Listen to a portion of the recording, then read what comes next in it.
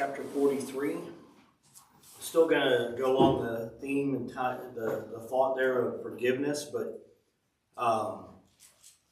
we will eventually get to Joseph, and I think where Joseph is probably one of the greatest examples of forgiveness. And I think Joseph, personally, I think Joseph struggled with forgiving at some point. I think sometimes he's cast as the character of the Bible, which I hate that term, but he's cast as the person in the Old Testament that one of the ones that just really, he knocked it out of the park the entire way through, and I don't believe that's the case. I believe there are some times that he had to remember certain things and he acknowledged certain things in his life, but I will say he did a pretty good job in most areas of his life, especially considering all that took place. Joseph stayed faithful in serving God, if not always in his heart. His actions always seem to go that direction. But I think a lot of us, we can put on a good air of serving God. We can have everything on the outside looking right, but it's not always right on the inside. And that's the far more important thing. You get things fixed on the inside, the outside will follow. One of my professors in Bible college made a statement to me about a situation in his home. He said, when he got married, he said, I could have handled this with my wife this way and this way and this way. And who knows what result he would have gotten, because he didn't handle it that way. He said, but I gave it time and I prayed and I let God work on it. And we dealt with things from the scriptures and let God fix the inside. And the outside came and just followed right along. And he said, just give people time to grow, give them grace to grow. And he said, you show them and teach them from the Word of God, thus saith the Lord. And if they do that, the outside will follow along. All right, so Genesis chapter 42. I thought it was appropriate. Our song today was "'Tis So Sweet to Trust in Jesus." I thought it was very, very fitting for this devotion, so I'm glad we didn't change it. Would have been fine if you had, but I was glad that we didn't. And it starts off in chapter 43, verse 1, and the famine was sore in the land. I want to take the thought here of the famine in the land as the grievances, the struggles, the sores, the sorrows, I should say, that we deal with in our life. The things that cause the need for forgiveness. The things that grow and if let grow will become problems in our life. Over in the Middle East, you have some people that believe in farming the land by cultivation, by cultivating the land, moving the water in, moving it about, and using the water, using the resources that God has given you. And that would be the Jewish people. But a lot of the Islamic people in that area believe that's wrong for you to cultivate the ground to grow and produce what you want it to produce. They feel like you're wrong if you try to even divert any of the water to different areas. Not all of them, but some of them do. And as a result of it, a lot of them struggle as far as having sufficient food when God's gave them resources. Divert some of the water, use it, store up the water, cultivate the land. The first thing that work, by the way, in the Bible is not a result of sin. Work was there before sin. They were in the garden, and they were supposed to basically cultivate, keep the garden, and work with all the plants in the garden and stuff. And there's nothing wrong with that at all. I believe it's what we ought to do with those kind of things. But when we don't, we end up with a famine. Well, we have the same problem when we live our lives and we don't prepare ourselves for upcoming events, or we don't start cultivating things in our life when we've had a tragic event or a problem, or we've been hurt by somebody. We don't start allowing the Lord to cultivate. What happens is, just like the land, if you don't, it becomes desolate. Well, let me say this: there's a portion of China right now that used to be a desert, and now it's starting to become usable land as far as for growing, and it's starting to have starting to be able to hold moisture and everything again, because they started at the outer edges of it, and they started cultivating it and putting in plants that could hold in and store water, and they literally changed the land, the entire land in that area, by cultivating the land at the outer edges and working in, and they're trying to bring back, undo, many decades and probably hundreds, if not thousands of years of that area becoming more and more of a desert. I was going to use the term for it, but I don't think I could probably. Sometimes I'll try to pronounce some of those words, mess up, so we'll just say they're trying to change it from being a desert to being able to be usable land again. And it's something most people look at a desert and say, man, there'll be no hope for this at all. It'd be hard to survive in this. Well, it would if you leave it that way. But if you start on the outer edges and you make a conscious effort to start bringing it, the cultivated land, the usable land, the land that can hold moisture and grow crops and bring it in, you can change it. You can change it right over. I do find it interesting that we have no desert on the face of the planet that's older than 4,500 years old. And that's the estimated time by young Earth creationists, which I am. I believe in that kind of a model of a young Earth creationist. I don't believe in old Earth. I don't believe that God used evolution to bring it about. That's all a side note. But I do find it interesting. The oldest deserts on the planet are right after what would be the flood time. They've only had that long for the desert to grow. And they do grow, and things do become very, very dry and unable to harvest anything. And in this case, there was a famine in the land. It was very sore. And it says in verse 2, and it came to pass, when they had eaten up the corn which they had brought out of Egypt, their father said unto them, go again and buy a little food. I thought about this with it. I had this thought on this morning, yesterday and this morning, looking at some stuff with it.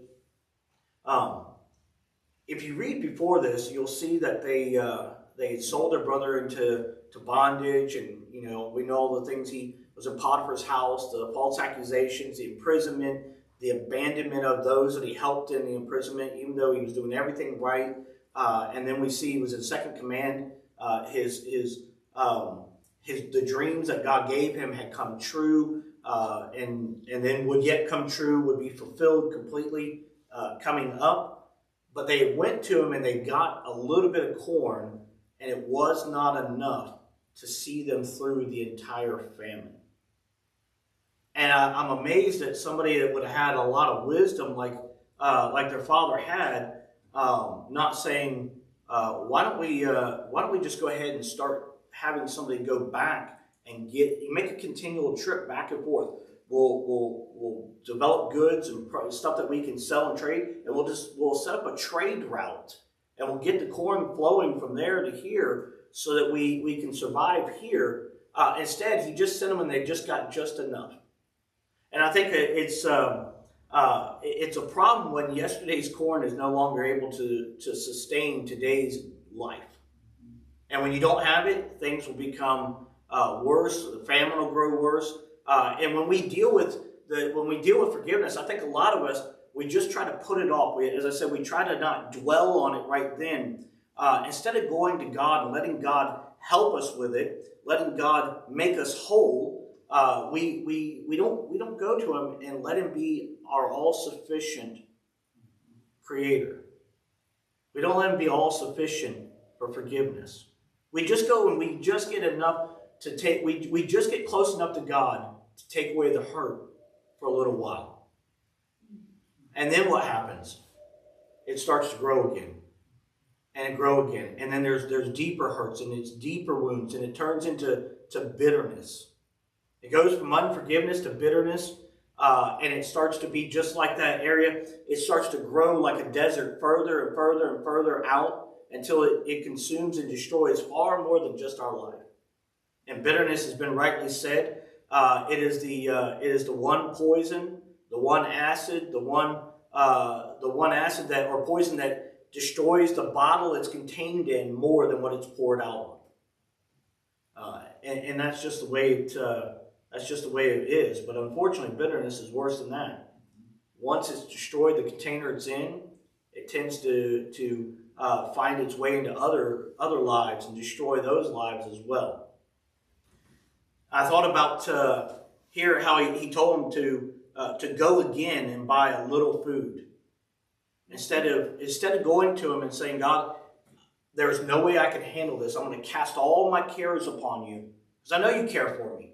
And just getting things real with God and just saying, God, I know I'm probably going to have to come back to you multiple times a day. And get things right with you and seek your help to not let this be a fixture in my mind anymore. But God, I'm going to ask you, you want God to help you to replace that with victory. When you know that God can help you overcome and heal from those first hurts, then you know He can do it again and again and again and again until what's the fixture in your mind is not the hurt, but the fact that God can solve it. Then you'll find yourself wanting to go and show other people and help other people, and you'll still be thinking about those same thoughts, but you're not thinking about them the same way. You're thinking about them as something that God can give victory over, not something that can oppress and keep you down. You're cultivating that point in your life for growth, for change. But I think so many of us are just satisfied with just enough of not dwelling on it today. I think that's why so many people turn to drugs and alcohol, painkillers, whatever it may be. They turn to those things because they're not trying to let God take care of the problem, give them victory over the problem. They want just enough again to get through another day, another week, maybe another month at best. But then the problem rises again. I thought about the man at the pool of Bethesda when Christ came to him. He asked him a question that forced the man to think. Wilt thou be made whole? Well, of course he wanted to be made whole. And the man went through all with it. God has a way of doing things. It's just amazing. We'll ask 1,000 questions to get to the point. He can ask one question and get directly to the point. Solve the whole thing. Why not turn to Him? Why not cast all your cares upon Him? Let Him help you to bring every thought into subjection. We fight it with everything worldly.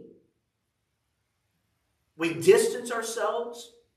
And that's what bitterness does.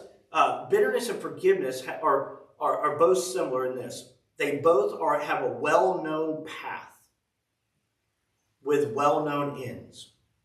Bitterness divides, separates, and destroys. Forgiveness unites, heals, and brings life.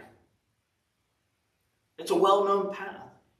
He got him on that path, thinking about it. Wilt thou be made whole? Sir, I have no man. You know what why would he answer that way? Other than he had been there for 38 years, and he had probably seen other people in his exact same situation. And while watching them in the exact same situation, he saw others that had somebody that would come along and pick them up and put them into the water. But he knew this: I don't have anybody that'll do that for me. I have nobody that'll help me to be made whole. Well, he did. He was standing right there. He had the all-sufficient one. He had the lover of his soul. He had Christ standing there. And when he realized that, by faith, and that's what it takes, faith. We started off talking about this. It takes faith to forgive. You're going to have to trust God that the work He's doing is sufficient for you to no longer hurt from it, but to grow from it. You're going to have to trust Him that you can cast your cares on Him. Notice it doesn't say cast them at Him, but cast your cares upon Him or on Him. He wants you to throw it on Him. Let Him carry that load for you. Don't take it back. He wants to carry that for you. He knows how to do it. He knows how to have victory over it. You don't, but He can bring victory in your life and give you victory over that. I think one of the greatest places to trust Christ beyond salvation is in the area of forgiveness. It is so sweet to trust Christ in that area. Because he can handle it and he can take the hurt away and give you something greater than forgetting about it. He can give you victory. When he gives you victory over the area of hurt in your life, that takes it from a fixture where that's all you think about, and it changes it to something else. You focus on him. You focus on him. All right, we'll stop there because I don't have time to get to the rest. We'll end there.